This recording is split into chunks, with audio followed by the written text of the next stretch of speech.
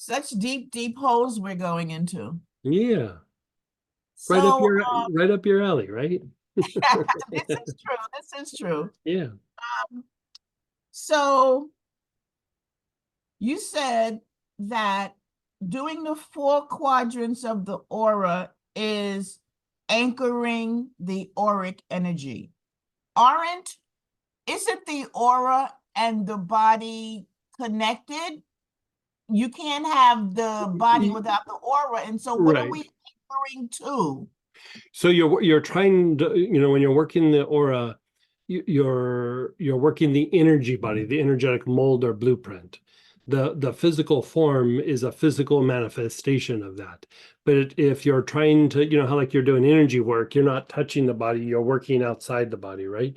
And so it's easier to stay anchored on the body when you're doing the inhalations with the plant because you're working even so much further out from the body than just the body itself. But if you went, okay, if I said, okay, this practice is go out 2 feet from the body, and then we're going to do the four quadrants, but 2 feet out, it would be so easy to space out and lose your attention. So like a good example of this would be like when you're doing certain kinds of meditation, you put your attention and awareness on the tip of your nose. And why you do that is it anchors the mind, right? Like because your focus is here on the nose, it anchors the mind and keeps it from bouncing around. And so it becomes easier to make the mind quiet. So you're using the physical form to anchor something that is very abstract. At some point, it might not be necessary, but you're in the space of being able to like shift, and you're working the plants, or even if you were doing mantra or something like that, if you do the same thing, leaving it on the form keeps the mind on what you're doing. If you go out, it's too like abstract and your mind just kind of floats away. So you won't produce the result, basically. So You might produce a result, but it just won't be as strong. so you're anchoring the The aura mind. Yeah. to Like no, you're not anchoring the aura. When you're inhaling, you're still directing it to this parts of the body. And so right. you're affecting the aura, but you have to anchor it. Like you want your mind to stay focused on, like, say, the left side of the body, because if it floats off, you're not working that part anymore, right? So you're leaving your mind anchored on that spot so that it affects out, the aura out from it, and then you move around and you're working the four quadrants of the aura. If you don't focus on the body, it's too easy for the mind to float off, and then whatever you're inhaling is not affecting the aura anymore. It's doing something else, something different. Oh, Does that so make so sense? so when we do sustained inhalation with ANS, just for digestive issues, what? It's not the same as the four No, quadrants? no. Like if you're doing it on the digestive tract, it's still treating the, like in your work in the solar plexus or going into the organs. You're not necessarily working the aura. No. And so by doing it with the aura, Right. what's the difference? You're treating, when you're doing the chakras and the internal organs, you're treating the manifestation in the body. When you're working the aura, you're treating the thing that generates the tendency within the body. Okay, okay, okay, Does that make okay. sense? Yeah, yeah. Yeah. So when you look at the seven layers of the aura, so one is like the etheric body, and then there's the etheric template, and then there's the etheric. What's the difference between the three? The mental aspect, the higher There, physical. there's kind of like layers even within the physical form. And then within the aura, there's also function and dynamics. And then so there's the physical body, and then further out starts to be the emotional body, and then the mental body, then the causal body, and then there's bodies that go out further. But first you're dealing with the form, and then the emotion, then the mind, and then so on. Okay, so you just want to treat it as a whole. You're not really treating separate layers. Right. Even when you're treating the layers in like what we did in the Sandalphon technique and in generational healing, you're still treating the like segments of the physical layers, right? You're still kind of treating the physical body, because even within that, it's still impacting the emotion, still impacting the mind. And so to go out too much further, if you haven't cleaned up that spot, it really isn't super helpful. Like you kind of want to unwind it, and then at some point it naturally kind of progresses into that next level or that next wave. But a lot of what most people call emotions is really more lower emotions being stimulated and eventually turns into higher emotions. But the more that you unwind the physical form, eventually there's a whole realm of like higher emotions that we start to tap into. But if we haven't cleaned up the form in the body and the physiology, trying to tap into those, they're like ideas, but we really don't experience them very much. Uh-huh. So clockwise and counterclockwise. So you Mhm. said counterclockwise is releasing and diminishing. What are we diminishing? The program. The pro, Yeah. are we diminishing something, the physical manifestation of the disease or the energy or what? You're diminishing the program that would eventually physicalize or like maintains a holding pattern in the disease itself or the Oh, condition itself. um, we're calming the program as opposed to clockwise, we're what, stimulating it? You lost me there. What was that part? We're doing what? So diminishing means we're calming it and then No, to we're not clockwise. calming it. We're kicking it out of the band.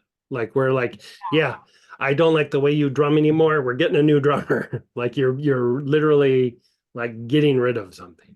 Okay, and so clockwise is what? Setting the pattern, setting a new Setting, pattern, like setting upgrading the that. pattern. Yeah. Okay, okay. And And so, if you think about it like this, a lot of times what the disease is like too much intellect and too much conflict that is a result of drives of the lower nature. And so when you kick that out, you're making space for more soul energy or soul essence to come in, and you're upgrading how that aura functions, but you're also putting it under like a greater level of control of the soul rather than the lower nature. And so even by going through and doing that, you're in a way raising the vibration of the body and the physiology so that it aligns more with the soul and not so much with the lower nature. The lower nature doesn't go away. It just it like diminish. harmonizes with the higher form. And so if you look at like what Holy Master Joel Kuhl and other great teachers say, is basically disease is the lack of soul energy in that part of the body. It doesn't mean that Oh, the person's not developed. It's just like what if for whatever reason the blockage is not allowing for soul energy to go in. So by working it counterclockwise, you're kicking out blockages and you're making space for soul energy to come in. And eventually, the soul energy is what helps to heal or resolve that conflict in the body. okay, Does that okay. make sense? Yes, it does. Yeah.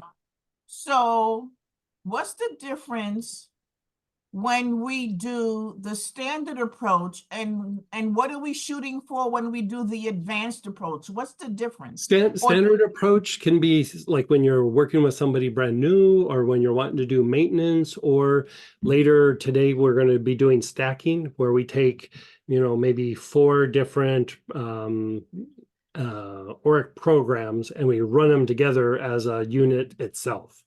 And so that's another way of approaching certain conditions. Like here for the digestive component that we did before lunch, So we used ANS support, for that because of its impact on the nervous system. But there's also like enteric support, which the enteric nerves are tied to the gut as well.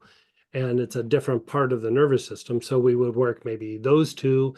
And then, depending on what the condition is, you might work like the immune system, the respiratory system still could actually be worked for digestive functions, could even be incorporated into something that might be like emotional or something like that. So you might go, okay, ANS support, enteric support, which is the enteric nerves.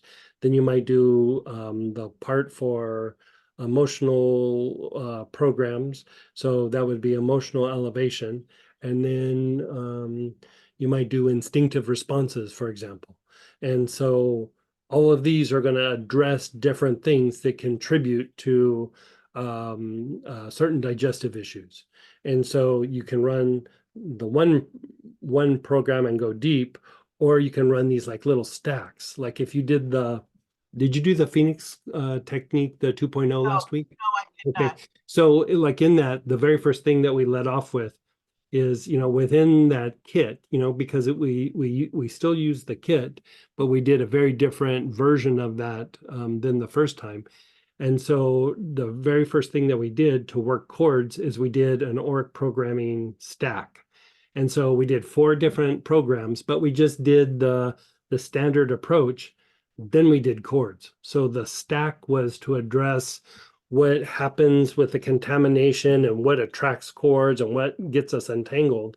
And then we set kind of a good pattern, and then we worked the chords and the release stronger, deeper, faster, like, and you don't have the contamination that you would normally with somebody with like really negative chords between, people. And so there's different ways of working these programs. And like here I'm laying it out like this, but as we go through and start treating things, you might do a stack, you might do like a standard approach, but in more chronic conditions and like deeper maintenance. I would say at some point it's really good to go through and do the advanced approach, because the advanced approach is also hitting the somatic programming. And that is the messages that you send down into the earth. Part of it is not just that it's in the program, it's in the aura itself and physicalizing this way, but how it physicalizes is that program goes, okay, I need building material. So it sends a message down into the earth. And then the earth comes back and goes, here's the elements that you need for this disease, or for this person to degenerate, or this person to heal, or this person to feel emotionally and mentally better. Here's your building blocks. So the earth doesn't judge things as good or bad. It's like the ultimate what's like when we order food, what's that called? Like the DoorDash. Like it's the ultimate DoorDash. If you've ever ordered food like from Uber Eats or DoorDash, you just order it and then it brings it to you. It doesn't go, you really shouldn't be eating that. You should be eating more vegetables instead of Right, the pizza. It just brings it to you. The earth is just like that. right, It sends the message down and it goes, okay, here you go. Like weird choice, but here you go. Like it doesn't differentiate or it doesn't try to correct anything. right. It just whatever you order, it gives you. So yesterday, Ali was asking about specific oils for the knees, ankles, and soles of the feet, and you gave him a few spikenard aloes or whatever. So to apply that, what are we doing? What's different when we apply that? That's just to do some maintenance for your body. It's not really addressing the programs. It's more of like, for meditation or just keeping the body calm, all the things that we've talked about before, where you're trying to keep the aura clean and minimize contamination, improve meditation, maybe reduce the stress response. But that's Because just like a little maintenance thing that you do. You're not necessarily doing anything with the programs. okay, because when he asked the question, my mind went to if, because I know I have, but if you have heavier, dirty energy in your feet and lower chakras, I Uh, thought that would help resolve that. it does, but even like when you're shooting energy down, like part of like what why he was asking is like the more open that bottom part, the more energy you can shoot down that's like positive and more that will respond. Like if those lower areas are very, very congested, like you're still shooting energy down, but it's like instead of being like this, it's like this. So you're still getting the message down, but as you refine the aura, the pipe keeps getting bigger and bigger. Okay, And so, okay, the that area, that's why we spent that time where, because even when we do the quadrants, most times if you watch, like if you're watching somebody clairvoyantly, they're getting up here, they might get middle, but like a lot of times below the belt, it starts to diminish, and below the knee, even if I go, okay, awareness down to the tops of your feet, you might go tops of your feet, but then you're still kind of like up here. And so the goal was to spend time cleaning up that lower part because that is the denser part. yeah, That is usually the dirtier part. And so what he was asking was, actually, I don't remember exactly what he was asking, but what we were talking about is how do you keep that lower part like clean or cleaner? yeah, And so, because it's it's it's the stuff that we shoot down and bring back up, but it's also, you go into a dirty space, somewhere, like you go into a dirty building or, there was, I can't remember what hotel it was. Soon as we walked in, like we had we were teaching somewhere, so we got a hotel, and as soon as we walked in the door, you could just feel the itchiness going up your legs. And it was like, this place is filthy. Like, but you felt it in your feet, you felt it in your legs, your knees. Pretty soon my back was getting stiff.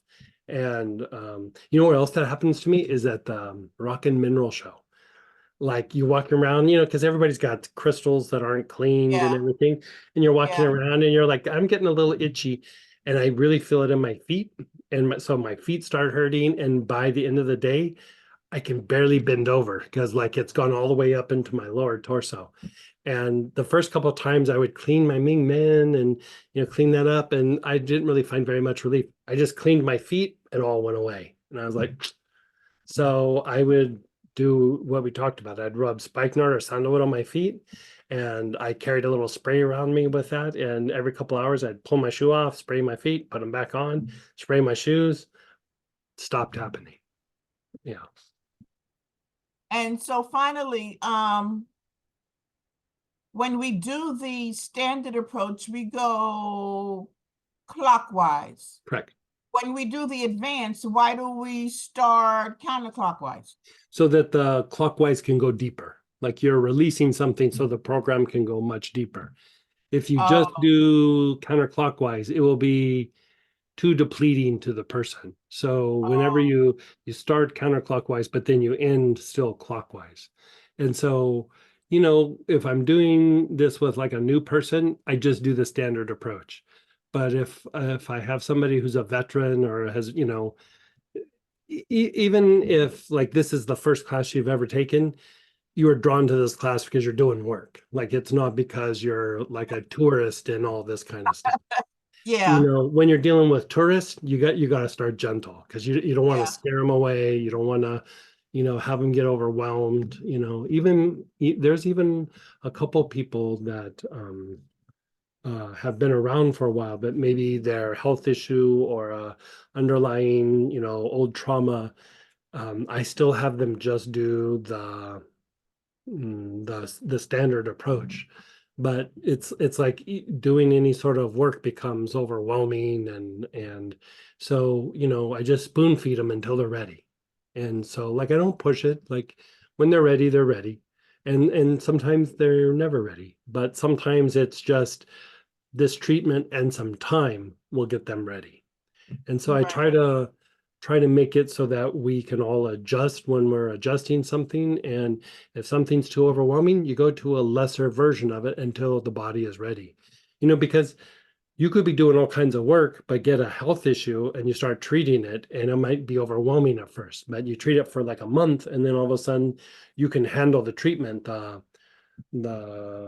body gets better. Like the best example I have of this is one time Uh, this guy got into a motorcycle accident and he wasn't wearing a helmet. And I think I had treated the guy a couple of times, but I knew his family more than I knew him. And so, he's in the hospital, he's in a coma and everything. And they go, well, you work on him, do a full session every day. And I was like, "Pfft, like we'll have to break that first session up over 2 weeks. Like the first day I worked on him, I'm not joking. I think I only worked on his head like maybe 90 seconds because his body was so fragile that any sort of work was going to congest it and kind of throw him into a health crisis. So I was working on him and then I could see I need to stop. Then the next day I went about 3 minutes. And then by about day 4, I could go about 10 minutes. And then by about day 7 or 8, I could go a full hour. And then after that, we just kept going deeper and deeper. But if I try to go strong right off the bat, it would have not done anything or caused him to go into like a crisis. And so you start small and you see what they can handle, and then you just keep increasing as time goes by. Mm. But his body was fragile, because of the injury. Like if he Yeah, had not had that injury, I could have done a full session right off the bat. But right. his body was, I mean, honestly, um, I didn't think he was even going to make it. And that first couple of days, I was like, maybe I just do a thing to help him, prepare for his transition. But I'm always one to like, let's give it a shot and let's see what happens. And How was you able to tell the difference when oh, you saw? he got congested immediately, like immediately. Yeah, yeah, Okay, yeah. so what are we shooting for? What's our end goal when we do the advanced approach and we add the knees and the ankles and stuff, and then we add the brain and the spine? What's the difference? What are we shooting for there that we're not shooting for in the standard approach? You're really shooting to shift the body in that particular area, or if we're talking about something psychological or even spiritual, you're shooting for a significant shift in that area that even when you're done and you turn away, it continues without you having to put attention on it. And so um So would that be required in a more chronic condition or just in general? no, most people are walking around with mediocre programs in their aura at best, like at best. And so somebody who's maybe shifted it through a lot of their activities like diet and exercise, or for something spiritual, maybe meditation, or constantly refining their emotional, their mental components. They've refined it, but still that pattern, because that pattern's not just because of conditioning and your thoughts and actions. It's karma, it's generational, it's conditioning, it's the byproduct of environments that you've been in. There's all kinds of factors. A good example was like if you lived in Central or Southern California, you're going to have a bad program in your aura for respiratory function because it's number one and number two worst air quality in the US. So even if you have the genetics for very good air, good respiratory tract, you live in an environment that is one of the worst environments that you could live in, as far as respiratory health. I think it's actually gotten better over a period of time, but I thought it was the Bronx. yeah, I think Bronx is right up there as well. But like over a period of time, that affects the aura because the environment had such an impact on the physiology, it changes the aura. So then you pick up and you move, you still got to unwind all of that has Oh, influenced it. Just being in a new environment, you don't go, oh, I'm breathing fresh, clean air. That's all going to go away. It's going to go away to a certain extent, but the auric program has been set to where there's this difficulty, and so you have to unwind that auric program for you to be able to thrive as far as your respiratory system when you get into an area that's like good, fresh, clean air without the smog and pollution and things like that. So right. And finally, please, Mhm. I know what the aura is. Can you explain the somatic or the difference or the relationship? It's how your mind and the nervous system, the voluntary part of your nervous system interact, but part of it is the intellect. Intuition sends information more up, right? The intellect sends energy down, like down into the earth. And so that's why repetitive thoughts generate, an attraction from the earth. And so if there is negative thinking, repetitive thinking, or even being at odds with the body. Like you want the body to do something that the body is not capable of doing, or you get upset or stressed out about something going in the body, then it sends that program in and it brings out the conflict. So that is what psychosomatic means when you define it. It's a part of the psyche and it's part of the voluntary part of the nervous system, the part that that people don't either understand or perceive, is that you're also sending those two things, or sending information down into the earth, and then the building blocks come back up. So it's not just that the mind is at odds with the body, it's the mind and the nervous system are at odds with the body, and then it produces negative responses, or negative, like physiological responses in the body. Right. So even after that explanation, it might seem clear, but what's that got to do with the aura? The aura is what sends the program down into the earth. Like Oh, it's whatever's sort of going like, on in the aura is what sends it down into the earth and then has it come back up and respond. oh, it cleans it and then it comes back up. If it's a negative program, it sends that information down into the earth and that's what comes up. If it's a positive, so whatever's happening in the aura is what goes down into the earth. And it improves your somatics. It depends on what's in the program. Like Oh, if you're like, this is, you have some negative thing that you keep thinking, that's also running in the aura that sends that down into the earth. Like even if you do something like, I'm never going to amount to anything, the aura has that program. The mind is processing it in a certain way. The nervous system, that gets sent down, and then the building blocks come up. You're never going to amount to anything. Like so, then starts to affect your emotions, your mind. You start to have issues with your physiology to manifest that. Like you, basically, what we're talking about is manifestation. And oh, so if it's positive, then it's positive. If it's negative, it's negative. The earth doesn't judge. Like it oh, does not judge. So it could be super horrible. Like you could even say when people are possessed, it's what's in the aura, what's in the mind, what's in the nervous system. It gets sent down. What comes up is what people would call possession. It's just cockroaches. It's just elements. It's elementals. It's a oh, cockroach infestation. So whatever's there is what you're going to receive. got it, Yeah. got it. So Thank you so so much. cleaning it up enhances all the other things that you do. But if you don't get at what the program is, you're just always wrestling with it. We want to be able to resolve it. And so, like when we're talking about those situations where, the psychological things, where when I was working with a group and they'd go, oh, these conditions aren't curable. And I was like, why? Like just because we haven't cured them yet, like doesn't mean it can be done. And they're like, no, they're not curable. And I was like, I'm going to call BS. And they Yeah, were like, yeah, whatever. But I would come back where I didn't say this was cured. People from, psychiatrists were saying, we've lifted the diagnosis. Like this person has been cured. And a big piece of it was treating the Auric programming and the somatic programming.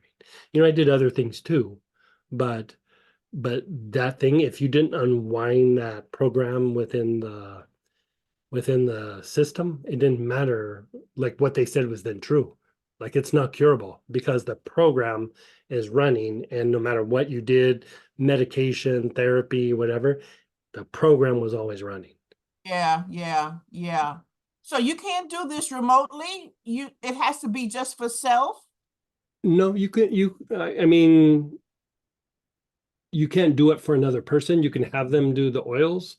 Doing it with energy work, you can do parts of it, but the somatic part is a hard one to do without using plants, or that one's a little bit tougher. Gotcha. Yeah. Thank you, thank you, thank Yeah, you. I can do it in ceremony, but other than that, even with just doing healing, I can do it somewhat, but it takes a little bit more effort.